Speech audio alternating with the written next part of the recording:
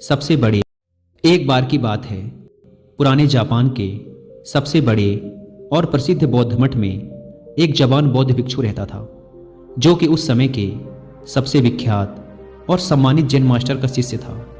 वह बौद्ध मठ में जैन मास्टर की सेवा करता और उनसे जैन की शिक्षाएं लेता व उनका अभ्यास करता। वह नौजवान बौद्ध भिक्षु बहुत ही होशियार, मेहनती और अपने कार्यों के प्रति ईमानदार था। वह जैन मास्टर के द्वारा दी गई हर एक शिक्षा का पूरे लगन के साथ अभ्यास करता और पूरी ईमानदारी के साथ उनका पालन भी करता। वह कभी भी अपने गुरु को शिकायत का कोई अवसर नहीं देता था। इसीलिए जैन मास्टर भी उससे बहुत खुश और संतुष्ट थे। एक दिन जैन मास्टर ने अपने उस शिष्य को एक बहुत ही महत्वपूर्ण काम देने का निर्णय किया। उन्होंने शिष्य को अपने पास बुलाया और उसके हाथों में एक पत्र देते हुए कहा, तुम्हें इस पत्र को जितना जल्दी हो सके क्योटो शहर में रह रहे इसके असली मालिक तक पहुंचाना है। लेकिन याद रहे, किसी भी हालत में यह पत्र तुमसे खोना नहीं चाहिए और ना ही किसी दूसरे व्यक्ति के हाथ लगना चाहिए।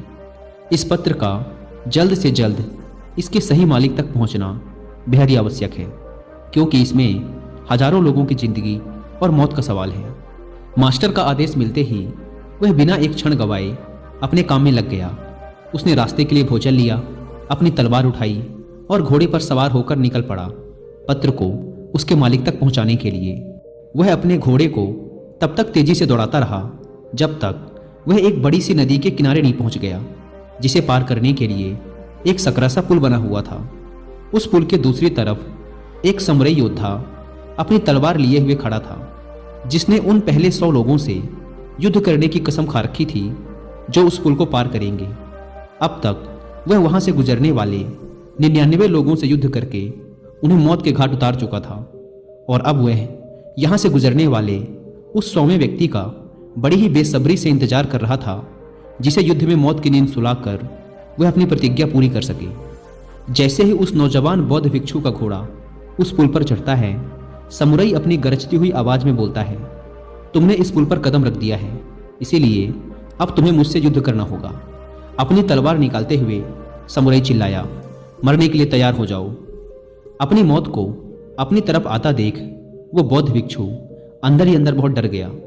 लेकिन तभी उसे अपने गुरु की बात याद आती है कि पत्र बहुत महत्वपूर्ण है, यह किसी दूसरे व्यक्ति के हाथ नहीं लगना चाहिए। वह समुराई से पत्र की महत्वता के बारे में बताता है और उससे प्रार्थना करता है कि वो उसे उस पत्र को उसके गुरु तक वापस पहुंचा देने दे, और वह वचन देता है कि पत्र वापस करने के बाद वह जरूर उससे युद्ध करने वापस आएगा। समुराई उसकी बात मान लेता है और उसे वापस जाने देता है। पूरे रास्ते भर उस पुल पर हुई घटना के बारे में सोचते सोचते वह कब आश्रम पहुंच जाता है उसे पता ही नहीं चलता।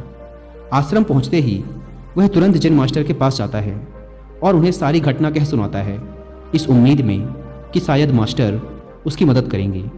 लेकिन पूरी बात सुनने के बाद मास्टर सिर्फ इतना ही कहते हैं, मेरे पास ऐसा कोई तरीका नहीं है जिससे तुम एक समुराई योद्धा को तलवारबाजी में हरा सको, इसीलिए तुम्हारी मौत तो निश्चित है।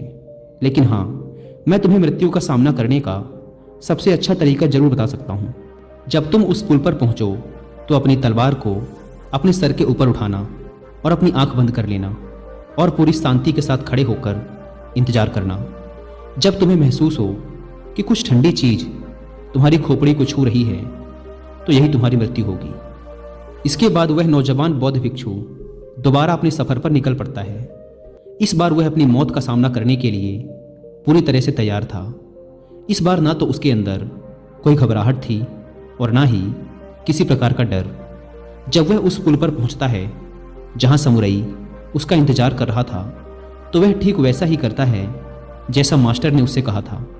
वह अपने दोनों हाथों से तलवार को सिर के ऊपर उठाता है और आंख बंद करके मौत के ठंडे स्पर्श का इंतजार करने लगता है। जब समुराई उस नौजवान बौद्ध भिक्षु को ऐसी अवस्था में देखता है, तो वह समझ जाता है कि जरूर यह भिक्षु किसी सच्चे महान गुरु से मिलकर आया है, क्योंकि उसने आज से पहले आंख बंद किए हुए तलवारबाजी की ऐसी मुद्रा और लड़ाई से पहले चेहरे पर इतनी शांति कभी नहीं देखी थी। उसने ध्यान से देखा, भिक्षु के चेहरे पर ना तो मौत का डर था और ना ही किसी प्रकार की कोई घबराहट। उसने अपनी तलवार नीचे रख दी और अपने घुटनों पर बैठकर हाथ जोड़कर कहने लगा, हे महान गुरु, मुझे मेरे इस मूर्खतापूर्ण दुस्साहस के लिए माफ करें और अपना शिष्य बनाएं, ताकि मैं आपसे अद्भुत तलवारबाजी की कलाएं सीख सकूं।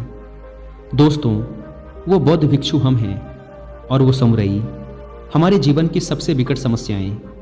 कई बार हम ऐसी स्थिति में फंस जाते हैं जहां से बाहर निकलने का हमें कोई रास्ता नजर नहीं आता। तब ऐसी परिस्थिति में हमें खुद को शांत, पूरी तरह से शांत रखने की जरूरत होती है। सोचिए, अगर उस जवान भिक्षु ने समुराई के सामने अपने प्राणों की भीख मांगी होती या उसके सामने रोया गिड़गिड़ाया होता, तो बहुत बड़ी संभावना थी कि समुराई उस पर हंसता और अगले कुछ ही पलों में उसे टुकड़ों में काट देता। या फिर अगर उस भिक्षु ने डर कर, घबराहट और जल्दबाजी में समुराई पर हमला कर दिया होता, तब भी उसका यही परिणाम होता। लेकिन उस नौजवान शिष्य ने इतनी शांति और स्थिरता के साथ उस समुराई का सामना किया और इतने उच्च कोटि के जिन का परिचय दिया कि उस समय वो उस समुराई से भी बेहतर हो गया और परिणाम स्वरूप समुराई उसके सामने झुक गया, क्योंकि एक समुराई होने की वजह से उसने तुरंत यह महसूस कर लिया कि उसका सामना उससे भी अधिक जिन का अभ्यास करने वाले व्यक्ति से हो गया है।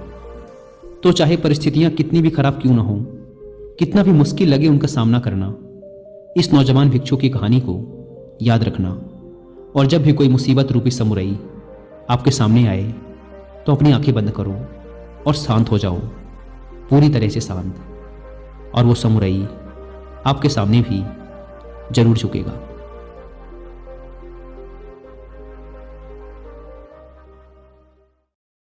Black Tiger